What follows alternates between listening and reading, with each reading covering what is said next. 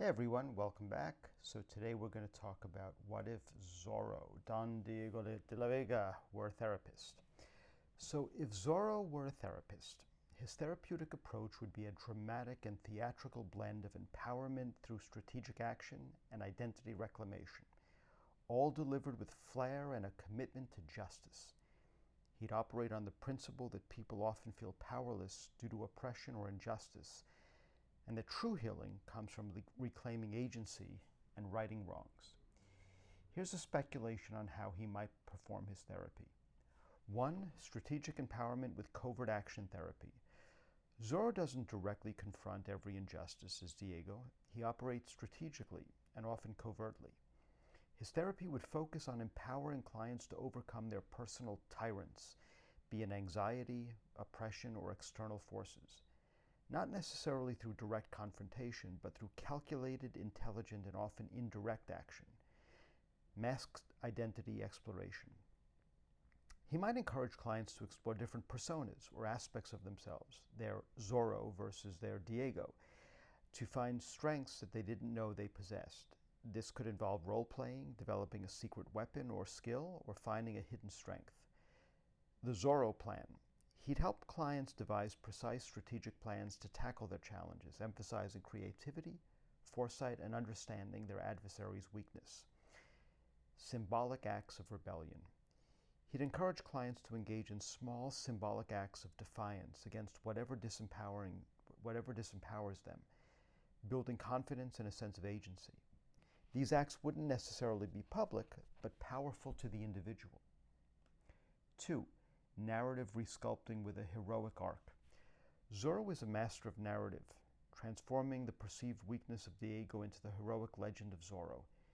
His therapy would involve helping clients reframe their life stories from victimhood or oppression to one of resilience, triumph, and personal heroism. Identifying the villain. Clients would be guided to identify the external or internal forces that oppress them: self-doubt, societal injustice, fear. Embracing the hero within. He'd help them discover their own inner strengths and capabilities to become the hero of their own narrative. Crafting a legend. The goal would be not just to solve problems, but to create a new, empowering personal story where the client is the protagonist who overcomes adversity. 3.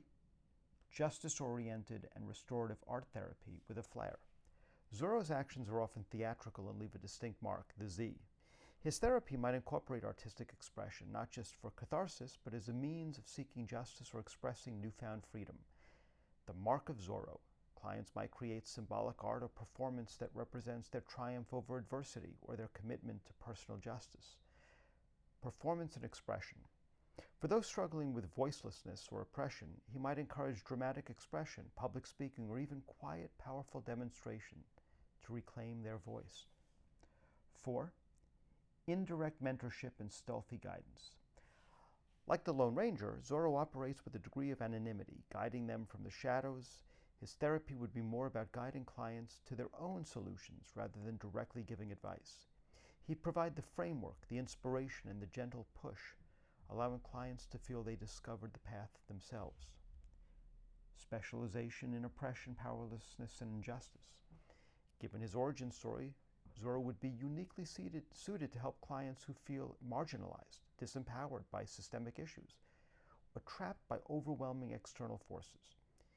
He'd understand the psychological toll of injustice and the deep human need for dignity and freedom. 6. Physicality and agility, mental and emotional. Zorro is incredibly agile and precise. His therapy might subtly encourage mental and emotional agility, the ability to adapt, to think quickly, and to find ingenious solutions. He might even incorporate subtle physical exercises or mindfulness to enhance awareness and control. What he wouldn't do: excessive introspection without action. Zorro is about doing, not just pondering. Blaming the victim. He'd quickly identify external oppressors. Conforming to rigid therapeutic structures. His approach would be flexible, dramatic, and tailored to the unique injustices faced by each client. In essence, Zorro's therapy would be a swashbuckling journey to self-empowerment, teaching clients to outmaneuver their personal oppressors, reclaim their agency, and leave their own indelible mark of triumph on their lives. So what do you think? What do you think about Zorro and Don Diego De La Vega's approach to therapy? And would you want him to be your therapist? Let me know in the comments, and I'll speak to you next time.